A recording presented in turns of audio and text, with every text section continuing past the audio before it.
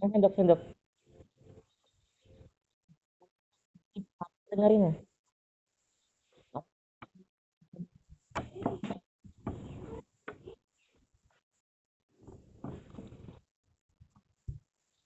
Enggak, enggak. Enggak. Banget cat ibu. Dia bener.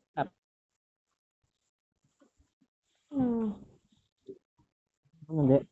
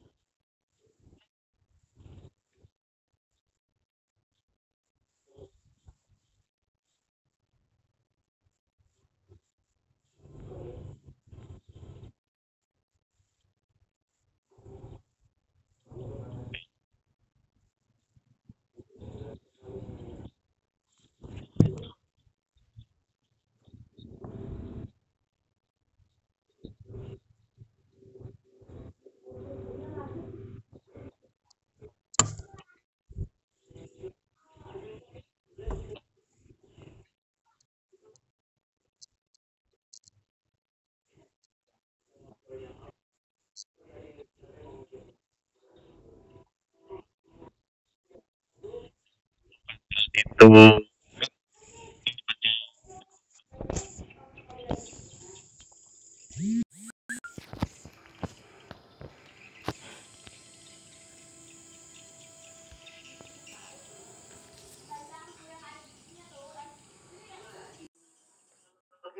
dan ada motivasi baik ya untuk dalam tanda petik untuk kesehatan masyarakat khususnya Kutai Timur ya.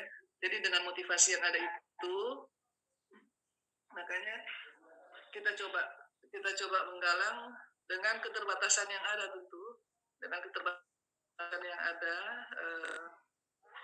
Waktu itu memang mau jadi semua memberikan support dalam proses perizinan dimudahkan, untuk membuat perusahaannya dimudahkan gitu. Jadi Dan juga baru tahu bahwa di situ mesti ada bikin HO-nya dulu ya, masih ada HO-nya, mesti ada izin siupnya, mesti ada macam-macam lah. Pokoknya apa-apa yang diurus untuk suatu membuat perusahaan. Nah, di situ kita mulai mengenal bagaimana kita membentuk perusahaan dalam bentuk PT waktu itu, RSIA Cahaya Sanata itu PT Cahaya. Oke, PT Cahaya. Bagaimana kita mulai bicara soal saham dan lain sebagainya, itu sama sekali nggak terpikir sama sekali. Bagaimana menyiapkan bangunannya, mau lokasinya di mana, mau membuat untuk supaya SDM apa aja yang kita butuhkan, kemudian bagaimana alat-alat yang saya pikir pokoknya. Namun seiring berjalannya waktu, Dok, kan kita sebagai customer dan pasien ya, saya juga termasuk customer dan pasien di sana kan, keluarga saya, anak-anak saya. Itu kan macam itu dokter pertama dalam tanda kutip, dokter kan murni dokter nih. Kemudian membentuk manajemen karena nggak mungkin dokter sendiri yang ngurusin kan, seperti itu. Itu bisa diceritakan nggak, Dok, mengumpulkan orangnya ini segala macam, itu mungkin tantangan tersendiri kayaknya. Ya tentu kita harus bedakan. Jadi untuk mengumpul karyawan ya, pertama kita bedakan karyawan itu untuk apa. Jadi para medis, kemudian ada bagian administrasinya. Nah sementara untuk jadi dalam hal ini kalau saya sebagai dokter ya sebagai medisnya, dan juga di situ merangkap sebagai owner dan sebagai manajemen yang seharusnya seiring berjalan waktu makin kesininya makin pusing. Jadi tambah besar misalnya, Dok. Bebannya terlalu besar, kita harus pikirkan manajemen, harus mikirkan juga prakteknya dan lain sebagainya. Jadi dalam hal ini memang harus pilihan ya. Untuk lebih untuk mengumpulkan itu, jadi kita harus mencari orang-orang pertama yang kompeten di bidangnya, kemudian tentu orang-orang yang betul-betul memberi diri. Nah, jadi mungkin juga rumah sakit Cahaya Sanata itu ada beberapa dibangun berdasarkan kepercayaannya. Jadi prinsipnya kalau kita pengalaman saya ya, karena tidak membuat kita untuk sebagai dokter tidak selamanya kita bisa melihat administrasinya. Benar. Tetapi secara kita juga harus belajar manajemennya, bagaimana kita memanage orang di dalamnya, kita tempatkan di situ sesuai kompetensinya masing-masing ya, baik adminnya, baik ininya di mana kita mau tentukan. Karena seorang kalau kita tidak berikan kepercayaan pun dia ya pasti tidak akan bekerja dengan sebaik-baiknya. Nah, dengan kita memberikan kepercayaan, dia akan merasa bahwa perusahaan itu adalah miliknya dia juga. Jadi saya dalam hal ini mungkin tidak terlalu banyak untuk controlling, tidak terlalu banyak karena saya harus konsentrasi di praktek kan. Benar. Jadi mereka memberikan laporan dari apoteknya, laporan begini, ininya begini, laporan hasilnya gini, ini atau akhir tahunnya seperti ini. Itu modal percaya. Mau lihat apakah ada masalah dalam manajemen itu dia. Sejauh ini saya rasa mungkin tidak terlalu itu, karena untuk suatu usaha itu bisa jalan kalau semua yang di dalam itu yang terlibat di dalam situ orang-orang yang betul-betul memberi diri di perusahaan itu. Jadi tidak sekedar dia mau datang cari uang, dapat gaji pulang. Ya. Tapi yang kita tanamkan di situ bagaimana karyawan ya baik dia admin maupun perawat ataupun bidan itu kalau saya orang seperti itu. Yang penting kepercayaan dan kejujuran. Berarti dari Rumah Sakit Cahaya yang harga dok ya, kalau saya simpulkan dari peran dokter. Dan kemudian nih kita juga kalau boleh pingin juga, kalau saat ini kan sudah berjalan nih Rumah Sakit Cahaya. Dokter Meta adalah salah spesialis anak di situ kan. Kalau boleh tahu struktur berjalannya PT Cahaya Kaltim tersebut, misalkan ada manajer ini, kemudian ada manajer ini, atau dibawahi siapa, itu bisa digambarkan secara singkat nggak dok? Jadi kalau kita itu ada untuk struktur organisasi ya Pak ini. Struktur organisasi maksud saya.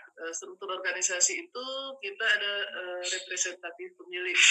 Representatif pemilik ya. Representatif pemilik dalam hal ini itu adalah direksi PT Cahaya Sangatta Kaltim. Kemudian nanti di bawahnya itu ada direktur. Nah, di bawah direktur itu ada kepala bidang. Nah, kalau itu struktur organisasi rumah sakit, jadi ada kepala bidang pelayanan medis dan keperawatan. Kemudian ada kepala bidang penunjang medis. Kemudian ada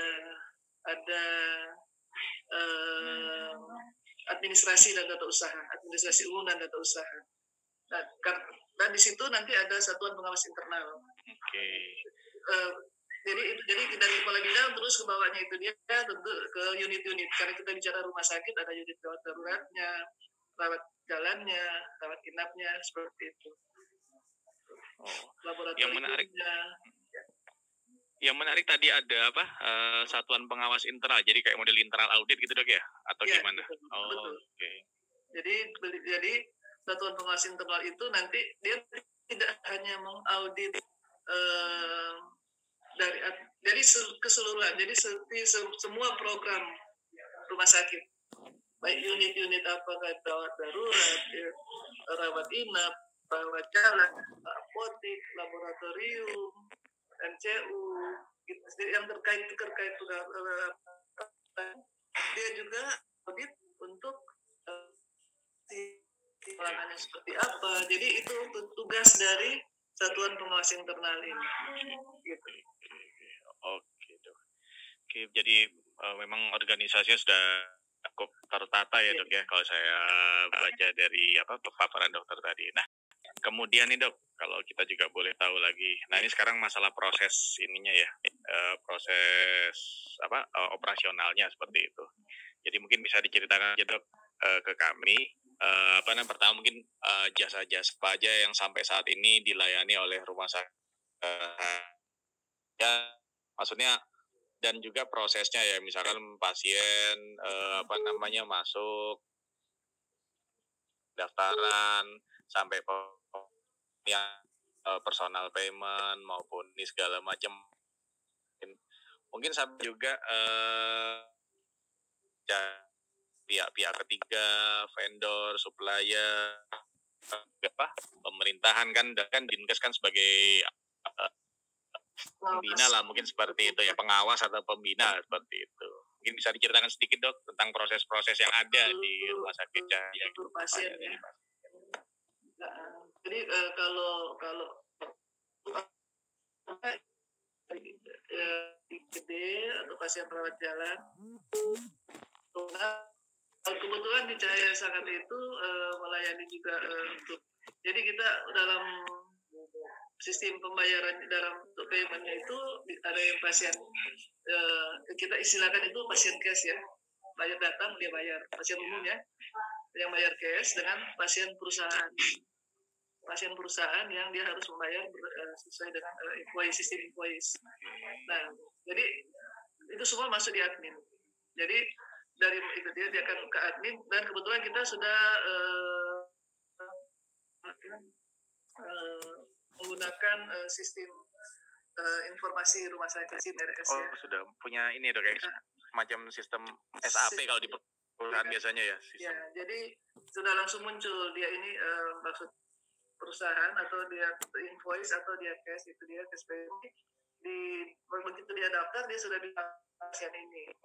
Jadi kita dari itu dulu kita masih sistem manual, agak sulit. Iya, ngurutnya setengah menit. Mohon maaf dok, tadi sistem apa tadi dok? Saya kelepasan nyatet. Sistem informasi manajemen rumah sakit ya.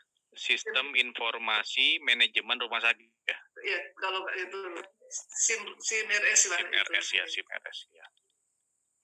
Oke, kayak di kampus, kayak siakat di kampus gitu. Seperti akademik di kampus gitu ya. Oke. Oke, itu kemudian apa? Hubungan dengan supplier, kan tentunya kan pasti kan rumah sakit juga disupport sama berbagai macam supplier, mulai supplier obat tuh pasti, kemudian juga vendor-vendor lain, vendor maintenance, building dan lain-lain. Itu apa mungkin yang dilakukan oleh Cahaya sampai saat ini untuk menjaga hubungan itu? Sementara ini mungkin untuk suppliernya kita pertama untuk misalnya contoh nih pengadaan obat-obatan. Jadi itu betul-betul karena ini ya mungkin kalau kita mungkin pengadaannya mungkin asal tempat saja. Mungkin dulu ada kasus misalnya contoh saja ya. Jadi mungkin yang pesan saya di sini mungkin dalam pengadaan itu kita usahakan betul-betul harus ke institusi, misalnya ke perusahaan obat yang betul-betul terdaftar. Itu pertama untuk menjamin keamanan ketersediaan obat dengan baik. Kalau dulu misalnya ada informasi vaksin palsu, syukur karena dalam sistem itu kita sudah berjalan cara mengordernya melalui perusahaan besar farmasi gitu kan. BBF, ya. Jadi itu kita aman dalam hal ini. Jadi itu satu. Begitu juga mungkin untuk maintenance bangunan. Saya mungkin dalam hal ini ada beberapa harus ini ya. Misalnya contoh nih untuk maintenance peralatan. Kalau untuk peralatan kesehatan sudah jelas itu maintenance-nya dari yang punya alat, ya kan? Langsung ya. Merek apa dia yang itu. Kalau misalnya contoh kita menggunakan misalnya genset, kita pakai perusahaan mana yang betul-betul sudah, contoh mohon maaf, tidak apa-apa mungkin saya menyebutkan ini ya. Silakan dok. Untuk itu mungkin karena kita pakai genset Trakindo, kita kerjasamanya dengan Trakindo, kayak gitu. Jadi untuk maintenance yang lain-lain, mungkin untuk AC, untuk apa yang kita selalu melihat qualified ya. Kami punya pengalaman kurang bagus, karena dulu kan mungkin tidak dalam ya mungkin ini bisa jadi bagian. Jadi jangan sembarang mengambil vendor. Berapa misalnya mungkin paling sering terjadi itu misalnya servis Iya. Kita nyari yang murah di sini aja gitu kan. Ini pengalaman saya mungkin bercerita ini dia ternyata itu tidak memberikan pekerjaan yang baik. Pada akhirnya tuh kita yang rugi sendiri.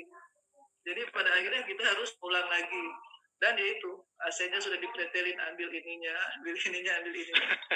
Jadi makanya mungkin ini bagian pengalaman yang dulu-dulu itu mungkin bisa ke depan bisa ternyata seperti ini. Dan itu saya belajar setelah di rumah sakit ini justru ada yang seperti ini. Jadi kalau kita untuk kerjasama yang lain-lain itu mungkin betul-betul harus supaya tidak boleh dikata kebocoran ya.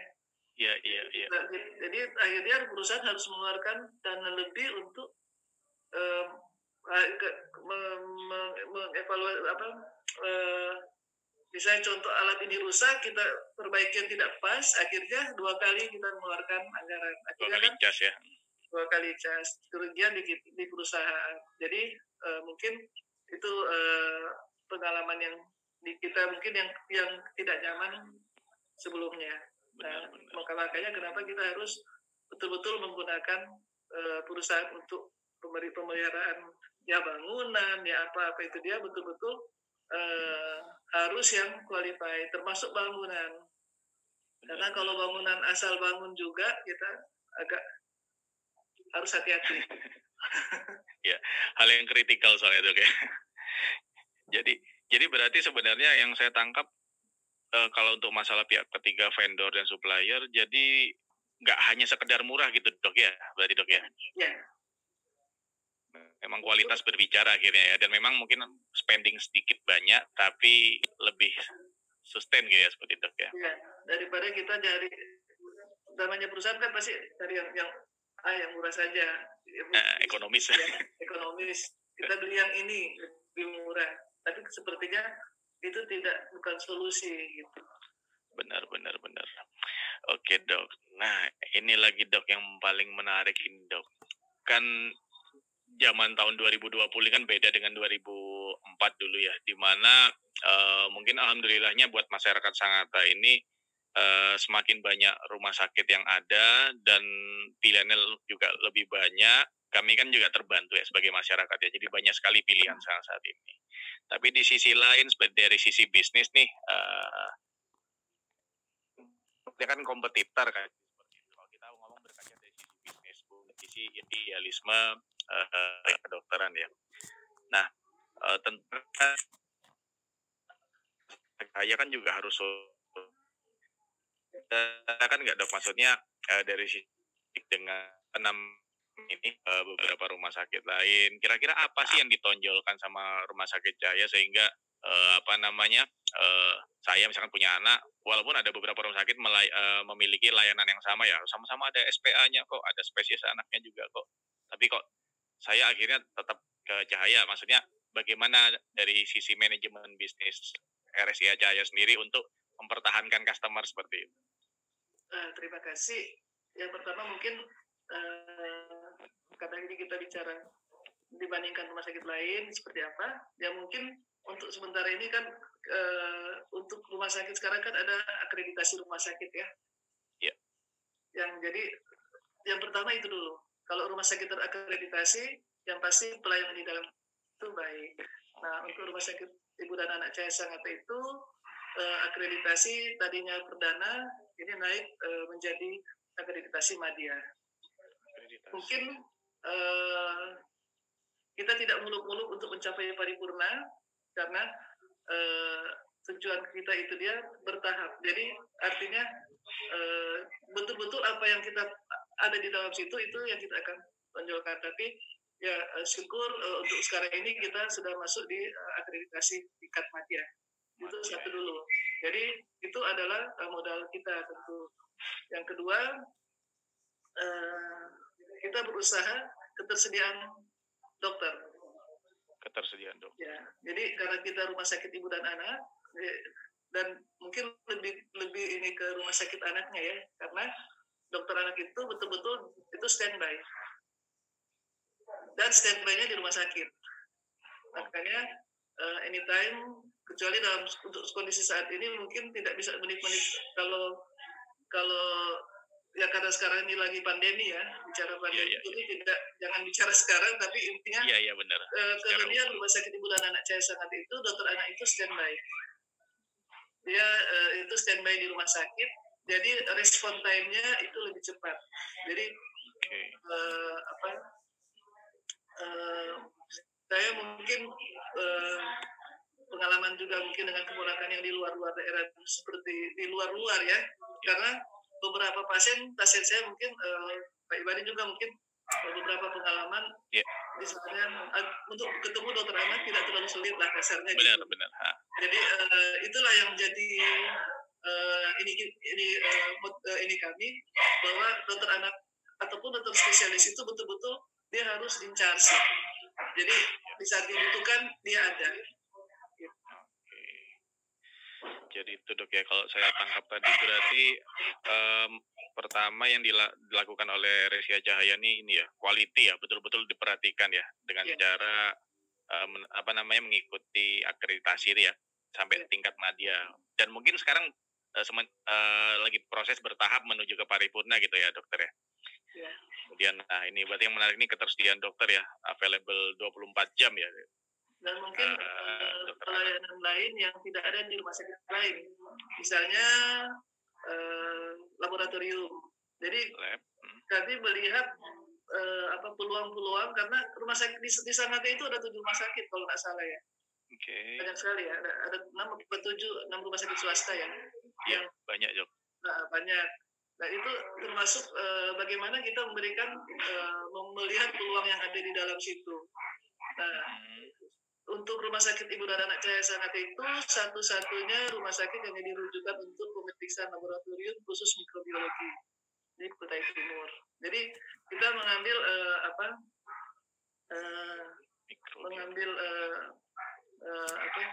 kira-kira apa yang ada di rumah sakit lain seperti itu. Nah, karena kekhususan kita di ibu dan anak, jadi rumah sakit lain yang mungkin tidak ada, misalnya pelayanan tumbuh kembang, gitu. Jadi kita mengembangkan ke situ. Yang nanti sebenarnya untuk 2020 ini, tapi terhalang dengan COVID ini, dengan pandemi ini, seharusnya kami punya misi untuk 2020 ini memberikan ini susah disebut nih. Nggak apa-apa. Memberikan pelayanan paripurna tujuannya itu ya.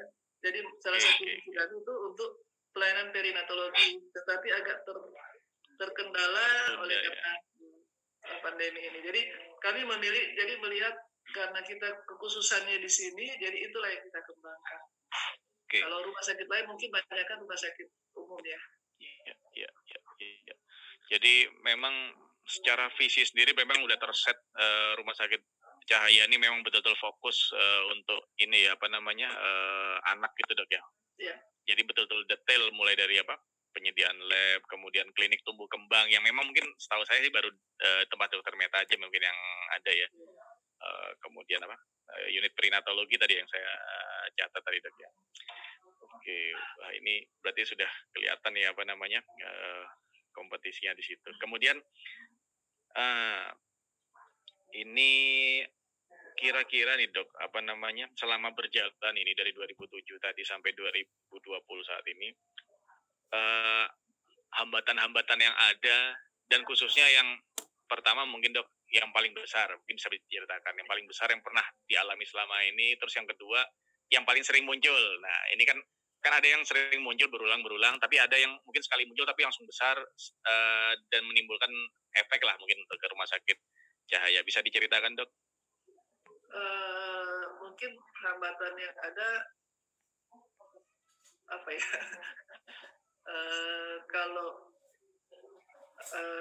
kalau yang peralihan ya, karena kita masih menyesuaikan dengan sistem kesehatan KIS ya, kesehatan untuk sekarang kan kita Jaminan Kesehatan Nasional ya, JKN. JKN. Jadi itu mungkin untuk rumah sakit kalau dia tidak siap untuk menghadapi itu mungkin agak butuh waktu, karena kalau kita di Sangatta itu kan sudah terbiasa pelayanan dengan perusahaan pasien umum. Nah begitu masuk JKN ini dengan tarif yang ada yang agak kalau kita berhitung secara nominal mungkin tidak bisa, mungkin secara itu tidak nutup kalau kita tidak memahami betul bagaimana sistem itu. Intinya bagaimana kita memahami sistem. Kalau kita tidak memahami sistem, orang akan berpikir awal-awalnya kan, wah kalau ikut BPJS kasarnya lah, kalau sekarang itu istilahnya BPJS ya. BPJS itu mungkin kita rumah sakit rugi gitu kan. Yang ada dalam pikiran kita kan itu rumah sakit akan rugi misalnya gitu. Tetapi begitu kita mempelajari mempelajari sistemnya, karena bagaimanapun tujuan kita kan untuk pemerataan pelayanan kesehatan ya. Jadi mungkin kalau kita tidak terlalu bisa memahami, mungkin jadi kendala kalau kita untuk misalnya melayani BPJS kan banyak kan rumah sakit menolak ya. Benar. Nggak mau saya ada malah sampai sekarang mungkin belum, kalau bukan suatu kewajiban ini harus. Tapi Tapi kalau kita mengerti sistemnya yang ada, ya sepertinya awal-awal mungkin karena tidak mengerti sistemnya kita agak kesulitan. Tapi begitu kita bisa memahami kesulitan itu dia mulai bisa berjalan lebih baik. Gitu. Itu yang mungkin atau beberapa kalau misalnya karena kita juga itu beberapa kendala ya juga namanya rumah tentu kita tidak ingin orang sakit kan. Inginnya semua sehat ya. Tapi karena kita bisnis rumah sakit ya bagaimana kita menarik pasien yang sakit itu untuk kita. Bukan berdoa pasien sakit, tetapi bagaimana menarik pasien yang sakit itu ke kita untuk mendapat pertolongan. Jadi kadang-kadang berdoa misalnya sakit kayak gitu. Jadi itu dalam itu pengaruh terhadap Tuhan. Tunjukkan itu misalnya di waktu musim liburan sekolah karena orangnya keluar semua ya. Lumayan untuk jadi berpikir untuk bagaimana ketika tetap karena kita sudah tahu oh ini bulan-bulan ini kunjungan kurang misalnya gitu. Jadi kita sudah bisa mempersiapkan untuk bisa menutupinya dan seperti itu. Jadi yang paling berat sekarang ya tentu dirasakan semua rumah sakit itu dengan pandemi yang ada ini. Pandemi COVID ini dok ya. Ya karena pasti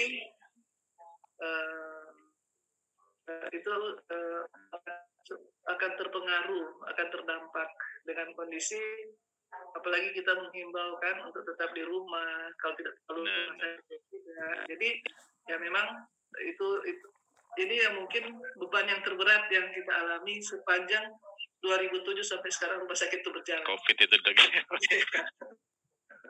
Apalagi kemarin sempat ini dok ya, yang apa namanya satu pasien itu dok ya. Ya. Saya sebagai masyarakat apresiasi lah dengan apa namanya sikap gentle, saya bilang gentlenya dari manajemen Rumah Sakit Cahaya, dan itu meningkatkan kepercayaan kita sebagai masyarakat dan sebagai customer juga. Oh ternyata prosedur-prosedurnya dijalankan oleh apa namanya Rumah Sakit Cahaya. Kan tidak mudah untuk dalam tanda kutip bersikap gentle gitu. Saya yakin Dokter Meta juga banyak ini. Oke dok. Kalau kemarin itu, tapi ya itu memang begitu kita lockdown itu kan memang ya jujur sangat mempengaruhi ya, sangat mempengaruhi, mengembalikan juga ini ke masyarakat dia karena diucapkan rumah sakit COVID. Padahal ada beberapa wartawan telepon saya, kenapa dok ini dia, kenapa harus ditutup? Saya bilang karena untuk supaya penularannya tidak berlanjut, dan dia bersyukur karena dari kasus yang kita dapatkan dari klaster itu tidak merebak kemana-mana kan? Tidak ada transmisi lokal situ dok ya? Cuma satu kasus itu. Benar. Karyawan pun tidak ada yang kena, terus yang di sekitar itu juga tidak ada yang kena karena memang kita langsung mengambil sikap itu sebelum pun kita ketahuan itu positif, memang sudah kita ambil langkah-langkah. Jadi ya kita bersyukur tidak ada penyebaran yang lebih banyak untuk klaster yang kemarin, klaster Bogor kalau nggak salah ya. Iya, dari Bogor klaster. Jadi langsung teredam di situ, tidak berlanjut. Oke dok. Oke, itu kemudian nih tadi kan kalau kita ngomong apa namanya kekuatan sudah kelihatan ya, kekuatannya di mana. Ini kalau boleh, tapi apa namanya mungkin yang global aja lah dok, nggak bisa terlalu terbuka juga. Toh dia balik pasti ada mungkin kelemahan ya saat ini ya, yang mesti saya yakin manajemen masih dalam proses untuk menambal atau memperbaiki kelemahan tersebut. Kira-kira kalau dalam unit usaha rumah sakit tersebut, kelemahan-kelemahan apa kira-kira yang paling sering muncul ya, atau paling sering dialami oleh unit bisnis rumah sakit seperti itu ya? Bisa dari faktor internal maupun faktor eksternal. Kalau faktor internal ya namanya dalam suatu usaha itu dia, jadi ada saja hal yang bisa jadi apa ya, jadi tapi kalau mau bicara kelemahan mungkin ya itu kalau misalnya anggaran. Jadi misalnya contoh dalam setiap kita menggunakan misalnya suatu alat kesehatan ya, itu kan punya waktu misalnya contoh misalnya di kita itu ada untuk pemeriksaan daerah untuk fungsi pendengaran misalnya. Audiometri. Ini saya contoh aja satu alat misalnya. Nah itu kan kalau kita tidak merawat baik, kalau kita tidak merawat alat itu pasti kita kan punya masa perawatan untuk alat itu ya. Misalnya 1 tahun 2 tahun. Nah kalau misalnya karyawan tidak kita arahkan baik misalnya, mungkin alat ini mungkin rusak. Nah jadi itu bisa jadi untuk ini. Jadi berhitung atau misalnya listriknya kendala dulu kan di Sangatta ini kelemahannya itu kan listriknya mesti naik turun ya. Berapa alat kita waktu. Jadi kita harus betul-betul begitu. Jadi misalnya untuk 5 tahun hanya bisa 3 tahun dipakai karena listrik yang tidak stabil. Itu contoh misalnya. Tapi lain-lain mungkin untuk sejauh ini sih kalau dari karyawan dari kebocoran mungkin ada beberapa kan yang kita takut kebocoran yang ada gitu ya, ada karyawannya jujur atau apa, tapi untuk sementara ini sih kita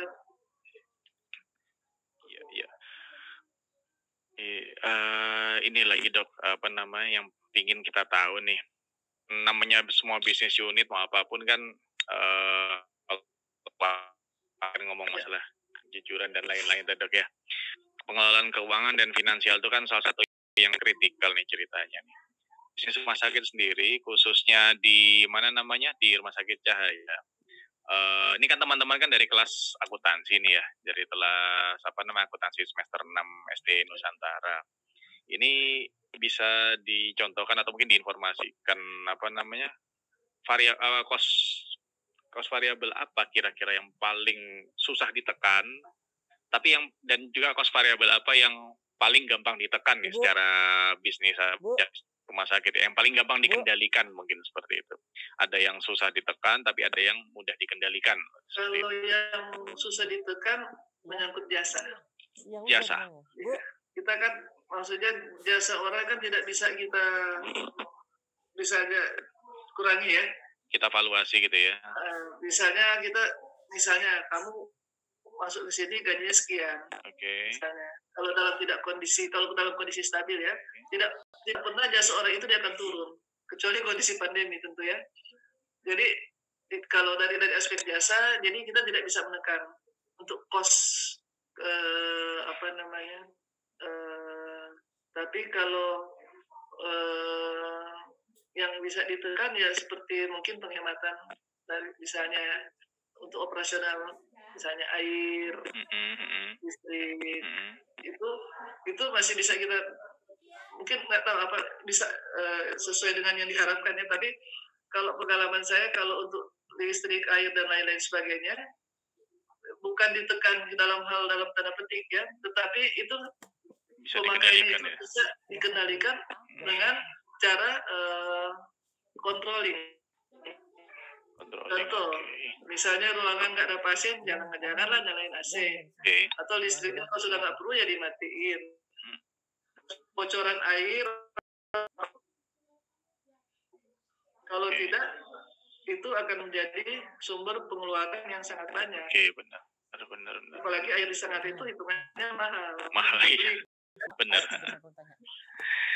Jadi yang bisa dikenakan ya gaji dan lain-lain kita tahan.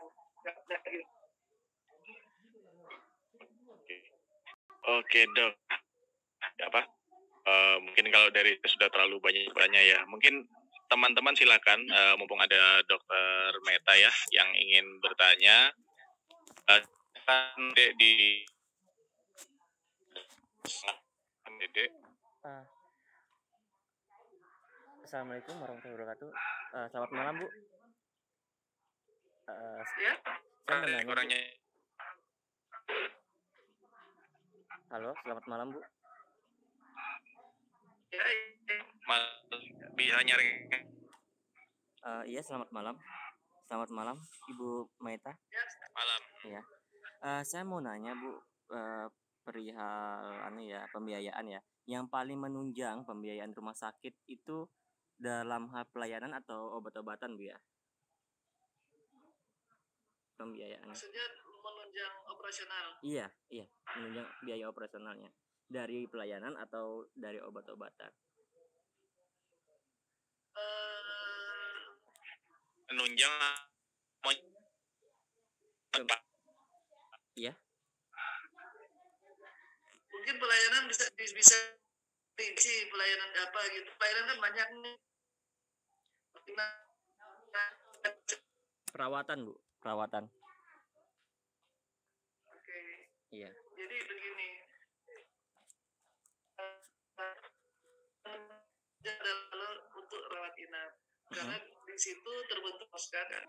Tapi kalau mau bilang paling menunjang itu saling saling tidak semua tidak semua pelayanan itu untung, kasarnya gitu. Iya.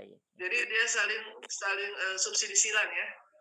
Subsidi silang Dari ya, berarti. jadi mungkin di satu sisi kita nggak ada untungnya, di sisi lain bisa dapat. Kalau dari obat kita juga tidak bisa di situ ada nilai yang terbentuk. Tetapi dari obat itu pun tidak bisa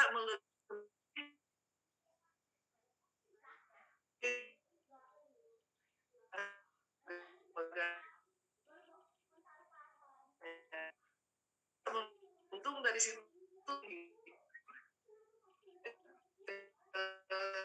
paling banyak dari mana?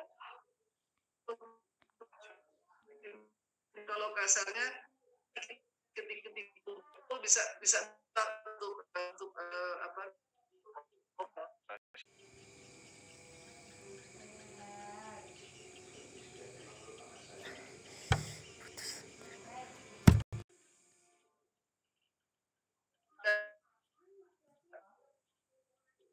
Ada yang serta-merta, saya kalau rawat inap banyak saya untung, tidak juga. Karena rawat inap banyak contoh akan terbentuk unit cost yang tinggi juga kan. Oh, jadi unit Bayar costnya listrik, tinggi, Bu bayar ya? air, bayar segala macam. Jadi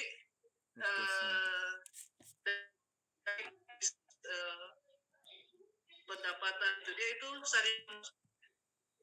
Jadi tidak ada saya harus bilang dana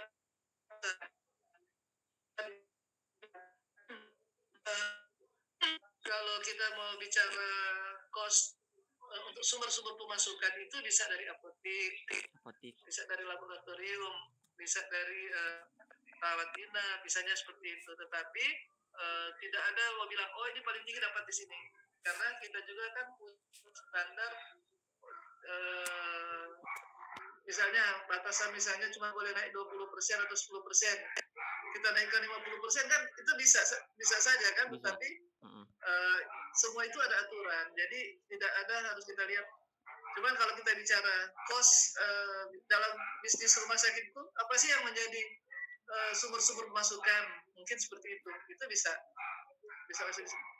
masuk karena kita harus ingat juga karena di satu sisi kita harus menyiapkan juga sekian persen, misalnya contoh rawat inap dari 100% tempat tidur berapa persen itu untuk yang tidak mampu.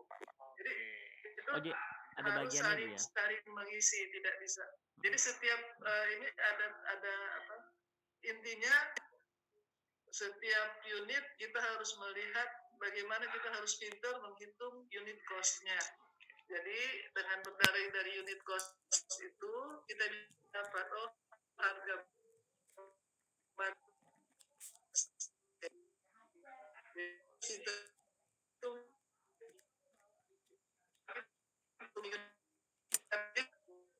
unit yang setiap pelayanan yang kita bisa unit cost kita sudah tahu, kita bisa berikan harga itu ikut aturan. Oke.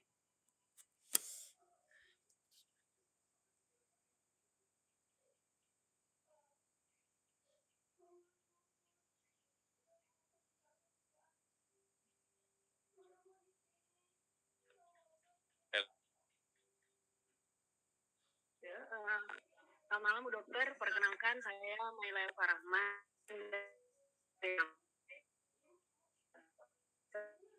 tentang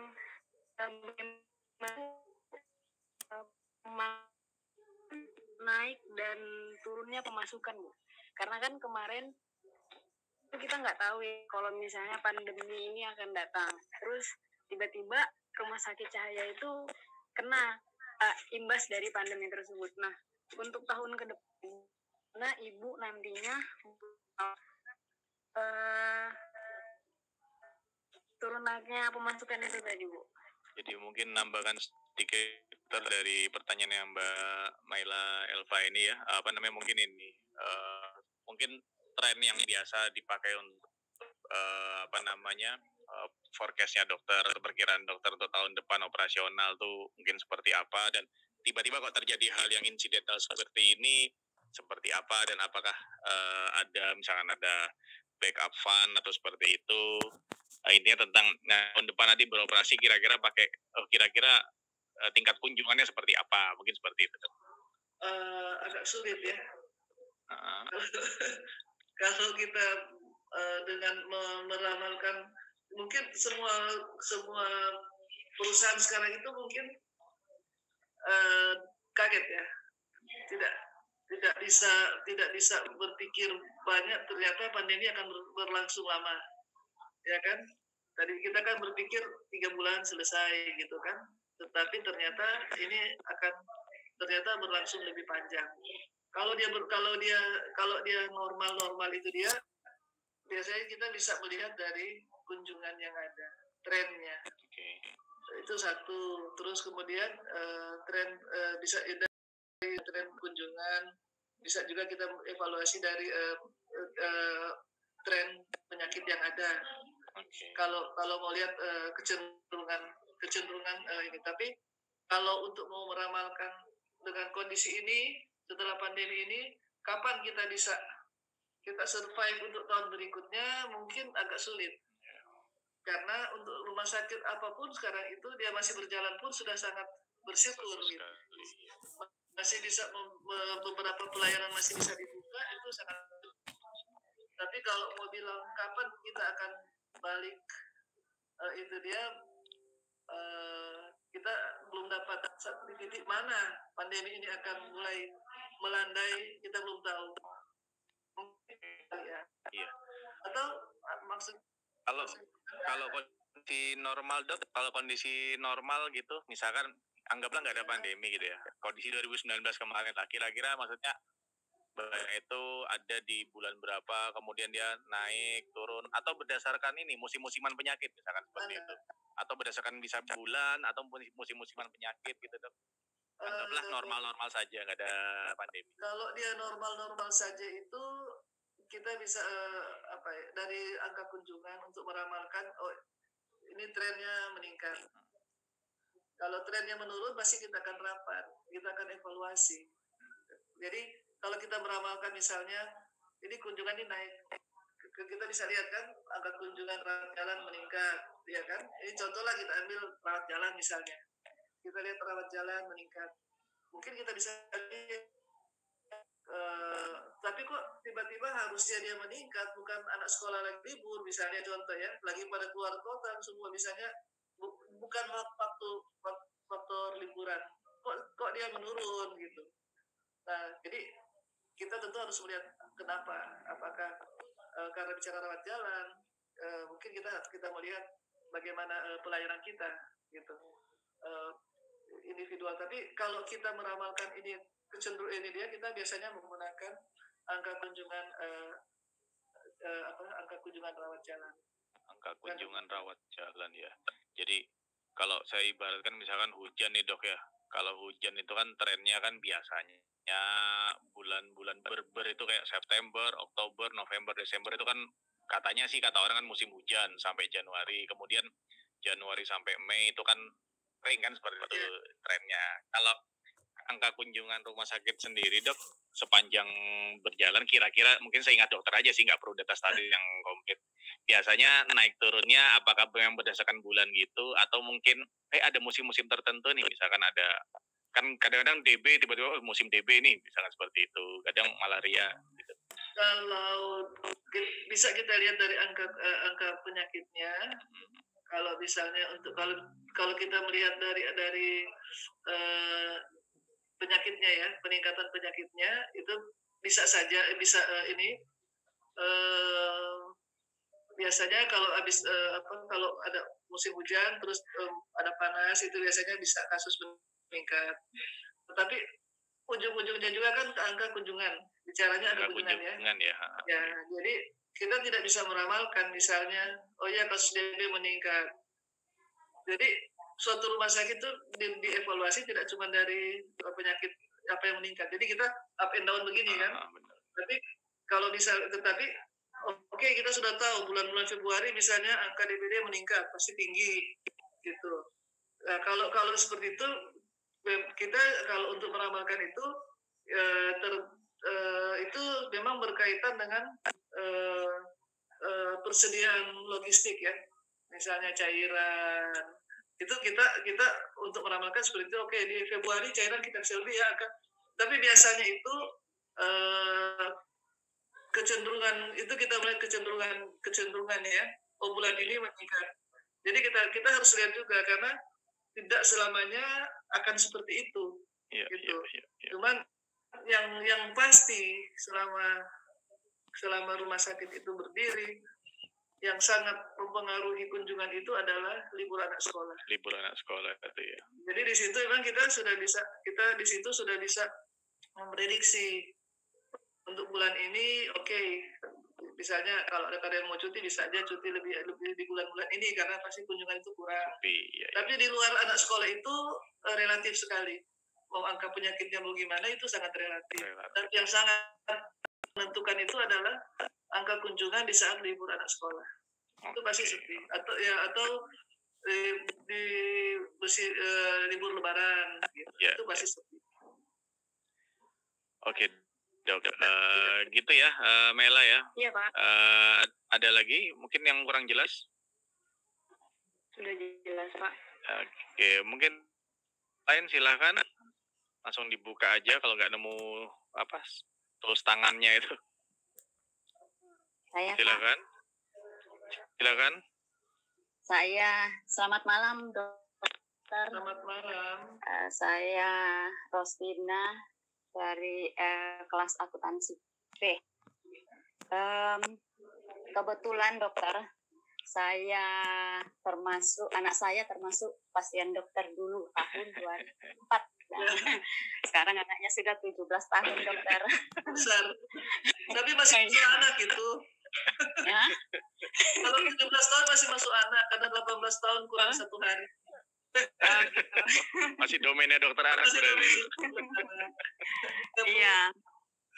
Waktu itu masih prakteknya di Teluk Lingga ya dok. Ya. Kalau tidak salah. Nah waktu itu kalau menurut saya dokter termasuk dokter yang paling eksis lah di Sangatta gitu ya. Karena waktu itu saya bawa anak saya itu jam 5 nunggu, jam 8 kadang-kadang baru dilayani. Gitu. Nah, lamaan ya. tapi sampai saat karena saking antrinya gitu loh dok, banyak pasiennya. Nah, tapi sampai sekarang pun karena keponakan saya pun masih mengidolakan dokter Meta. Pokoknya apa-apa tuh sakit selalu Meta di rumah sakit Cahaya. Kalau saya melihat sih ya karena pengalaman itu kan, jadi akhirnya memang sih tiap bawa anak bawa anak saya ke dokter dulu itu memang selalu cepat sembuh. Gitu mungkin ya ketemu sama dokter aja sudah sembuh anaknya. Gitu. Iya. Gitu. Itu pengalaman dokter. Nah, sampai yang saya mau tanyakan sampai hari ini karena masih digandrungi sama ibu-ibu, pelayanannya itu bisa bertahan sampai hari ini, sedangkan persaingan dokter spesialis anak kan lumayan banyak juga yang berkualitas di Sangatta gitu ya. Terus kalau saya melihat juga lokasi rumah sakit Cahaya kan parkirannya itu kayaknya susah gitu kan. Nah, itu yang membuat kadang-kadang kita berpikir untuk ke situ. Tapi tetap juga masih disenangin pasien-pasien untuk datang ke situ berobat. Dan bahkan sampai kadang-kadang ada yang sudah penuh gitu. Gitu. Jadi bagaimana dokter? Oke, jadi Bu Rospina ini selain ini dok ya, testimoni pribadi dok ya. Testimoni pribadi juga pingin tadi kan sudah sedikit dijelaskan sama Bu Dokter, tapi bagaimana Cahaya bisa tetap eksis ya, khususnya dari Dokter Meta dan Rumah Sakit Cahaya bisa eksis pelayanannya sampai sekarang itu resep-resepnya selain tadi akreditasi segala macam, mungkin ada resep rahasia lain gitu kan? Siapa tahu Bu Rospina pingin membuka rumah sakit juga kayaknya. Mudahan. Mungkin kami punya moto memberikan pelayanan dengan kasih. Okay. Jadi semua karyawan baru, baik dia dokter yang mau masuk, perawat, bidan atau administrasi ataupun cleaning service sekalipun, itu kami selalu menanamkan ke karyawan yang ada itu karena semua itu kan tergantung ke karyawannya ya. Kalau mereka baik, berarti rumah sakit juga baik, ya kan? Bukan karena dokter medis yang baik, tidak juga. Tapi itu ke karyawan itu kami selalu menekankan bahwa berilah pelayanan itu dengan kasih. Tujuan maksudnya bagaimana? Mungkin orang bertanya bagaimana dengan kasih. Dia selalu mengambil contoh begini. Kalau misalnya kalian punya saudara, kalau kalian punya anak, kalian punya keluarga, kalian punya siapapun, mau nak kalian bagaimana kalian ingin diperlakukan, begitulah kamu harus perlakukan ke pasien-pasien yang berkunjung. Mungkin itu sederhana ini kami. Jadi perlakukanlah itu dengan kasih. Bagaimana kalian memperlakukan itu kepada anakmu, saudaramu, orang tuamu. Jadi seperti itu. Jadi mungkin itu yang selalu dari kami itu menanamkan ke setiap karyawan yang ada. Jadi misalnya kalau contoh kalau kita nggak mau dimarah-marahin lah, jangan pasien dimarah-marahin, misalnya gitu.